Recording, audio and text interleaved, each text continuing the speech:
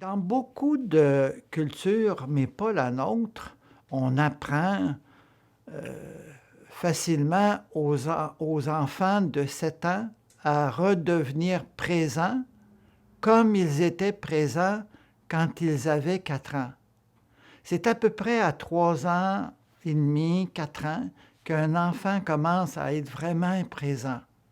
Tout à coup, il est présent, il est là, il voit une fourmi, puis la fourmi est un trésor incroyable. Il la regarde marcher, il la voit monter sur un mur ou sur une vitre. C'est une merveille, c'est une merveille. Y a-t-on pensé qui serait capable de faire un petit robot capable de monter sur une vitre comme ça, puis aller chercher sa nourriture? Personne n'est capable de faire ça. Personne possède une fourmi. On peut posséder une auto, mais une fourmi, c'est bien tout de même beaucoup mieux qu'une voiture. Bon, mais l'enfant de 4 ans se met à posséder une fourmi, une chenille, une grenouille, une fleur. Il est présent.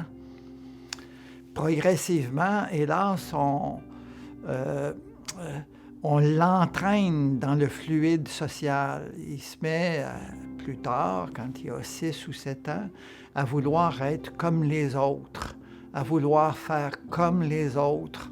On appelle ça l'âge de latence, l'âge de la socialisation, l'âge, en fait, de l'imitation.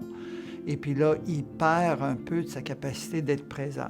Mais dans certaines, traditions, heu, au Tibet, par exemple, on apprend aux enfants très, très jeunes à revenir à l'état quand ils avaient 4 ans, à être très attentifs, à être très présents, à être sensibles à tout ce qui est, devant eux.